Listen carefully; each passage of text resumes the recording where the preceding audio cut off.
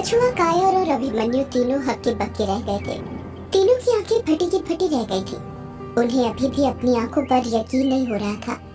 दरवाजे की दहलीज पर युग बेहोश पड़ा हुआ था। उसकी शर्ट के बटन खुले हुए थे, जिस कारण उसका सीना साफ साफ दिख रहा था। उसके सीने पर खरोंच के निशान थे। उन खरोंचों को देखकर ऐसा लग रहा था जैसे किसी लड़की ने अपने नाखूनों से खरोंचा हो। युग का पूरा शरीर बरसात के पानी से भीगा हुआ था। बाहर बारिश और तेज हो गई थी। बादल ऐसे गरज रहे थे जिसे सुनकर किसी के भी दिल दहक जाए। अभिमन्यु हकलाते हुए कहता है, यार ये युग को क्या हो गया? ये बेहोश कैसे हो गया? कायर और कछुआ तो युग को इस हालत में देखकर इतने चकित हो गए थे कि कुछ बोल ही नहीं पा रहे थे। उनकी आवाज उनके गले में ही फंस कर रह गई थी। अभिमन्यु नीचे झुकता है और युग को हिलाते हुए कहता है, युग, ओ युग, उठ यार, ये क्या हो गया तुझे? कछुआ डरते हुए कहता है, यार ये युग कहीं भगवान को तो प्यारा नहीं हो गया। कायर कछुए पर गुस्सा करते हुए कहता है, कभी तो अच्छा सोच लिया कर कछुए, जब देखो मनहूसियत वाली बातें करता रहता है। अभिमन्यु युग का हाथ पकड़ता है और उसके नब्ज चेक करने लग जाता है। कायर अभिमन्यु के कंधों पर हाथ रखते हुए कहता है, क्या हुआ, चल रही है ना नब्ज? अभिमन्यु गहरी सांस लेते हुए कहता है, हाँ चल रही है, भगवान का शुक्र है। एक काम करो, जल्दी इसे उठाओ और अंदर ले चलो। अभिमन्यु युग के दोनों पैर पकड़ता है और कछुआ कायर मिलकर युग के हाथ पकड़ लेते हैं और उसे उठाने लग जाते हैं। अभिमन्यु, कायर और कछुआ ने युग को उठाकर अभी एक दो कदम ही बढ़ाए थे कि तभी कछुआ जहाँ था वहीं पर रुक जाता है। कायर अभिमन्यु पर चिढ़ते हुए कहता है, क्या हुआ, तू रुक क्यों गया? अंदर चलना। कछुआ घबराते हुए अपनी आंखों से इशारा करते हुए कहता है, यार वो देख सामने। जब अभिमन्यु और कायर सामने की ओर अपनी नजरें करते हैं तो देखते हैं कि वहाँ पर कई सारे जुगनुओं के झुंड थे जो जगमग जगमगा रहे थे। उन जुगनुओं ने अलग ही रोशनी कर दी थी, जिस कारण लग ही नहीं रहा था कि बाहर रात थी। पीली रोशनी से ग्रेवयार्ड कोठी के आसपास का सारा इलाका जगमगा गया था। कायर अपना मुंह फाड़ते हुए कहता है, ये इतने सारे जुगनू कहाँ से आ गए? कछुआ उन जुगनुओं को देखते हुए हैरानी के साथ कहता है, पता नहीं यार, और वो भी बारिश में। मैंने आज तक इतने सारे जुगनुओं को कभी नहीं देखा था। मैंने भी यार, पहले वो किश्नोई नदी पर मरे हुए कौवों का मिलना, और अब ये इतने सारे जुगनू। कुछ ठीक नहीं लग रहा। ऐसा लग रहा है जैसे ये सब किसी चीज के संकेत हो, कोई बुरी घटना घटने के पहले के। अभिमन्यु कछुआ और कायर पर चिढ़ते हुए कहता है, कैसे दोस्त हो बे तुम दोनों? यहाँ पर युग बेहोश पड़ा हुआ है और तुम दोनों को जुगनुओं की पड़ी हुई है। कायर अपनी गलती पर शर्मिंदा होते हुए कहता है, सॉरी यार, वो जुगनुओं को देखकर भूल गए थे हम दोनों। युग को अभी अंदर ले चलते हैं। इतना कहकर कायर, अभिमन्यु और कछुआ मिलकर युग को कोठी के अंदर ले जाते हैं और सोफे के ऊपर सुला देते हैं।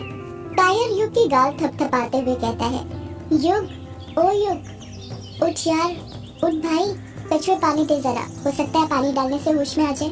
कछुआ युग के शरीर को ऊपर से लेकर नीचे तक अच्छे से देखते हुए कहता है, यार ये पूरा पानी से भीगा हुआ है और तू कह रहा है पानी ला कर दे। मुझे नहीं लगता पानी डालने से कुछ होने वाला है। यार तू दे तो, मैंने अक्सर देखा है फिल्मों में, जब भी कोई बेहोश होता है तो उसके ऊपर पानी डालने से वो होश में आ जाता है। यार वो रियल लाइफ है, रियल लाइफ और रियल लाइफ में फर्क होता है। कायर चिढ़ते हुए कहता है, यार तू दे तो, मुंह मत ज्यादा चला। फिल्मों में और किसी कहानियों में जो चीजें दिखाई जाती हैं वो कभी कभी सच भी होती हैं। भूल मत, कहानियों और फिल्मों को हमारी असली जिंदगी से ही लिया जाता है। कायर की बातें सुनकर कछुआ समझ गया था कि चाहे कुछ भी हो जाए, कायर युग के चेहरे पर पानी डालकर ही रहेगा। इसलिए कछुआ ना चाहते हुए भी पानी की बोतल उठाने लग जाता है।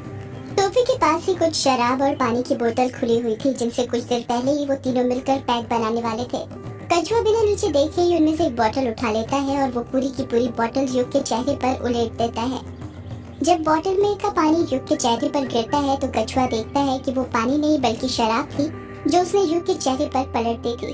कायर मुंह फाड़ते हुए कहता है, कछुए, ये क्या किया तूने? तुझे पानी डालने को बोला था, तूने शराब क्यों डाल दी उसके चेहरे पर? कछुआ अपना सिर खुजाते हुए कहता है, सॉरी यार, गलती से हो गया, मैंने देखा नहीं था। क्या कहा, गलती से? तू ना सारे काम बिगाड़। कायर अपनी बात पूरी करता उससे पहले ही अभिमन्यु से टोकते हुए कहता है, यार चुप बैठो थोड़ी देर, लगता है युग को होश आ रहा है। देखो उसकी उंगलियां मूवमेंट कर रही हैं। युग ने अपने हाथ की उंगलियां हिलाना शुरू कर दिया था। अगले ही पल धीरे से युग अपनी आंखें खोल देता है। जैसे युग अपनी आंखें खोलता है, अभिमन्यु बौखलाहट के साथ पूछता है, युग तो ठीक तो है ना? युग अपना सिर पकड़ते हुए कहता है, हाँ ठीक तो हूँ, बस सिर भारी भारी लग रहा है। अभिमन्यु अगला कोई सवाल पूछ पाता उससे पहले ही कायर युग पर अपना सवाल ताक देता है। युग एक बात बता, तू दरवाजा खटखटाने के बाद बेहोश हुआ या उससे पहले? युग कुछ कहता उससे पहले ही कछुआ बोल पड़ता है, अबे कैसे सवाल पूछ रहा है कायर? जाहिर सी बात है ना, दरवाजा खटखटाने के बाद ही बेहोश हुआ होगा। कोई भूत थोड़ी दरवाजा खटखटाकर भाग जाएगा। क्यों युग, मैंने सही कहा ना? तू दरवाजा खटखटाकर बेहोश हो गया था ना? ये सब छोड़ और ये बता, तू बेहोश कैसे हो गया था? युग अपने सिर पर दबाव बनाते हुए बड़बड़ाते हुए कहता है, मैं बेहोश कैसे हुआ? वो लड़की। अभिमन्यु अपनी आंखें बड़ी करते हुए कहता है, तू किस लड़की की बात कर रहा है युग? वही यार जिसने मुझे नदी पार करवाई थी। वो लड़की कमल का फूल। कायर अपना सिर खुजाते हुए कहता है, ये लड़की तक तो ठीक था, पर अब बीच में कमल का फूल कहाँ से आ गया? गुलाब का होता तो चल भी जाता, क्योंकि लड़कियों को गुलाब के ही फूल दिए जाते हैं, पर कमल का फूल लिटरली? कायर हैरानी के साथ पूछता है, तू किस लड़की की बात कर रहा है युग? यार मुझे ना रोंका मुझा घाट पर एक लड़की। युग ने अभी इतना ही कहा था कि तभी उसे शराब की गंध आने लग जाती है। वो अपने कपड़ों की गंध लेते हुए कहता है, ये मेरे कपड़ों में से शराब की बदबू क्यों आ रही है? कछुआ अपना सिर झुकाते हुए कहता है, यार सॉरी यार, वो तू बेहोश था तो पानी डालने के चक्कर में मैंने गलती से तेरे ऊपर शराब डाल दी। युग इस बात पर कुछ रिएक्शन देता उससे पहले ही अभिमन्यु युग से पूछता है, युग तू इतनी रात में क्यों आया? तुझे नदी पार करने की क्या जरूरत थी? देखा नहीं बाहर कितनी जोरदार बारिश हो रही है? यार कुछ नहीं, वही पुरानी बात। बचपन में पहले पापा का बड़े पापा के साथ झगड़ा होता था और अब मेरा। उन्होंने मेरा मूड खराब कर दिया, इसलिए यहाँ पर आ गया। अभिमन्यु हैरानी के साथ कहता है, मूड खराब कर दिया? पर कैसे और किस बात पर झगड़ा हो गया? फिर आते ही उनके साथ? युग अपना सिर पकड़ते हुए कहता है, यार अभिमन्यु, अभी ना मेरा किसी सवाल का जवाब देने का मन नहीं कर रहा है। मेरा सिर बहुत दुख रहा है। मैं कल सुबह सब कुछ बताता हूँ ना? ठीक है, तू जा पहले कपड़े चेंज कर ले, फिर सो जाना। हम सुबह बात करते हैं इस बारे में। युग अपनी जगह से उठता है और सीढ़ियाँ चढ़ते हुए अपने कमरे की तरफ जाने लग जाता है। अभिमन्यु मन ही मन सोचने लग जाता है, लगता है आज मुझे अकेले ही यक्षिणी का पता लगाना पड़ेगा। युग के वहाँ से जाते ही कछुआ कहता है, यार अब तो युग भी आ गया, आकर अपने कमरे में भी चला गया सोने। अब हम लोग कार्यक्रम शुरू करें? कायर शराब की बोतल उठाते हुए कहता है, हाँ करते हैं शुरू। वैसे भी एक बोतल तो तू पहले ही युग के चेहरे को पिला चुका है। कुछ ही देर में शराब के कई पैक बनते हैं और वो सारे पैक कायर, अभिमन्यु और कछुए के शरीर के अंदर जाते हैं।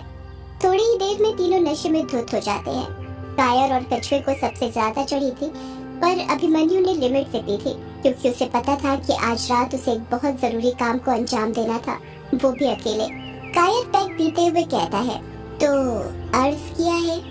कछुआ झट से कायर को रोकते हुए नशे में कहता है, 2 मिनट, एक बात बता, ये तो जब भी शराब पी लेता है तो तेरे अंदर का शायर क्यों जाग जाता है?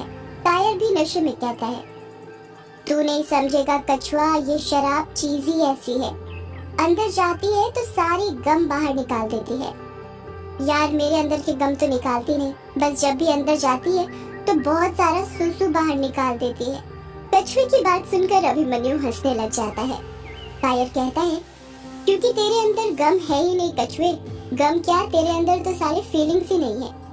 तो हम शायर, लेखक, कवि लोगों को नहीं समझ सकता, हमारे अंदर ना बहुत गम होता है, इतना गम कि सागर का पानी भी उसके आगे कम लगे। हम लोगों को जिंदगी में कभी प्यार नहीं मिलता, पर अपनी शायरी, कहानी के जरिए हम लोगों को प्यार करना सिखाते रहते हैं, उन्हें प्यार करने की कद्र करना सिखाते रहते हैं। हमारी जिंदगी खुद गमों से भरी रहती है, पर हम लोगों के गम भुलाने के लिए लिखते रहते हैं, ताकि उन्हें सुकून के 2 पल मिले, वो शब्द पढ़कर, समझा? अभिमन्यु एक और पैक बनाता है और कायर को देते हुए कहता है, यार कायर, तू ये सब छोड़ना और शायरी सुनाना जो सुनाने वाला था। कायर एक ही बार में वो पूरा पैक गटक जाता है और बहकते हुए कहता है, हाँ तो अर्ज किया है, ऊपर वाले को पता था ये दुनिया बड़ी खराब है, ऊपर वाले को पता था ये दुनिया बड़ी खराब है, इसलिए उसने हम जैसों के लिए बनाई शराब है। अभिमन्यु दांत देते हुए कहता है। वाह वाह। कायर आगे कुछ कहता उससे पहले ही अभिमन्यु आगे का जुमला गढ़ते हुए कहता है, जिंदगी के बाद मौत, मौत के बाद जिंदगी है, जिंदगी के बाद मौत, मौत के बाद जिंदगी है। यही सारे राज जानने के लिए हम सब बेताब हैं।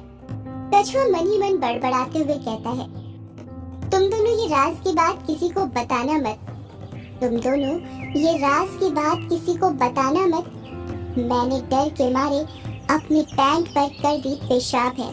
कछुए की बात सुनकर अभिमन्यु और कायर अपनी नाक बंद करने लग जाते हैं। कुछ ही देर बाद कायर और कछुआ नशे में इतने धुत हो जाते हैं कि अपनी सुध-बुध खोकर जमीन पर ही सो जाते हैं।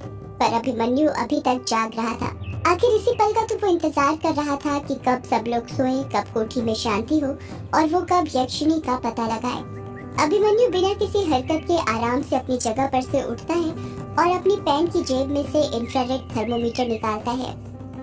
इंफ्रारेड थर्मोमीटर मोबाइल के आकार का दिखने वाला एक डिवाइस होता है जो बताता है कि तापमान में परिवर्तन किस साइड से हो रहा है, कमरे के अंदर से, बाहर से या किसी और साइड से। ऐसा कहा जाता है कि जहाँ पर भी अदृश्य शक्तियाँ होती हैं, वहाँ का टेम्परेचर कभी भी अपने आप चेंज होता रहता है। इसी तथ्य के आधार पर आज अभिमन्यु ग्रेवयार्ड कोठी के अंदर यक्षिणी है या नहीं, इसका पता लगाने वाला था। अभिमन्यु इंफ्रारेड थर्मोमीटर को ऑन कर देता है। उसके अंदर लाल इंडिकेटर लाइट चलने लग जाती है। जब अभिमन्यु की इंफ्रारेड थर्मोमीटर के डिस्प्ले पर नजर पड़ती है तो वो देखता है कि टेम्परेचर 44 डिग्री था। अभिमन्यु चकित होते हुए खुद से कहता है, अरे ये कैसे हो सकता है, बाहर तो बारिश हो रही है, इस वजह से मौसम ठंडा होना चाहिए, इतना ज्यादा टेम्परेचर कैसे हो सकता है, लगता है जरूर कुछ गड़बड़ है। एक काम करता हूँ, बाहर का टेम्परेचर चेक करके देखता हूँ। इतना कहकर अभिमन्यु अपने कदम दरवाजे की ओर बढ़ाने लग जाता है। जैसे जैसे वो अपने कदम दरवाजे की ओर बढ़ाते जा रहा था, उसके माथे पर बड़ी बड़ी पसीने की बूंदें आती जा रही थी। वो पसीने के कारण भीगने लग गया था। जब अभिमन्यु दरवाजा खोलता है और अपना इंफ्रारेड थर्मोमीटर दरवाजे के बाहर निकालकर बाहर का टेम्परेचर नोट करता है तो उसकी आंखें फटी की फटी रह जाती हैं। बाहर का टेम्परेचर 28 डिग्री था। अभिमन्यु अपने माथे का पसीना पोंछते हुए कहता है, ये कैसे हो सकता है, इतना डिफरेंस कैसे हो सकता है अंदर और बाहर के टेम्परेचर में। इसका मतलब ये है कि यक्षिणी कहीं नहीं गई है, वो इसी ग्रेवयार्ड कोठी में है।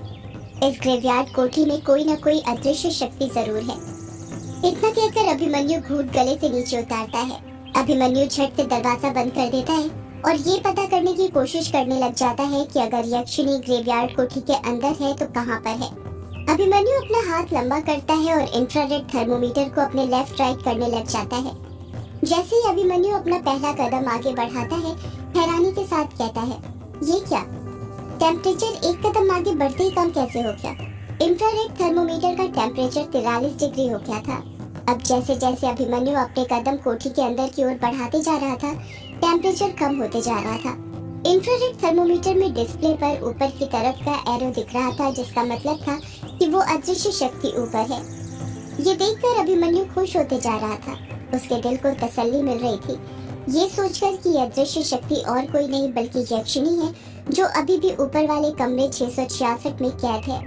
पर इस बात पर पूरी तरह विश्वास करने के लिए अभिमन्यु ऊपर के कमरे की ओर अपने कदम बढ़ाने लग जाता है। जब अभिमन्यु सीढ़ियां चढ़कर ऊपर पहुंचता है तो देखता है कि टेम्परेचर 13 डिग्री हो गया था। वो ठंड के मारे कांपने लग गया था। अभिमन्यु समझ ही नहीं पा रहा था कि ऊपर और नीचे के एरिया में इतना टेम्परेचर डिफरेंस कैसे हो सकता है। अभिमन्यु रूम नंबर 666 से बस 2-3 कदम ही दूर था, तभी वो इंफ्रारेड थर्मोमीटर के डिस्प्ले में देखता है कि एरो अचानक चेंज हो गया था और वो एरो रूम नंबर 666 के बगल में जो रूम था उसकी ओर इशारा कर रहा था। अभिमन्यु अचंभित होते हुए कहता है, ये कैसे हो सकता है, एरो बगल वाले रूम से कैसे दिखा रहा है, यक्षिणी तो रूम नंबर 666 में कैद है। अभिमन्यु बिना कुछ सोचे समझे रूम नंबर 666 के बगल वाले रूम के दरवाजे को धक्का दे देता है। वो दरवाजा चरमराते हुए धीरे से खुल जाता है। सदियों से है पुरानी ये है यक्षिणी की कहानी।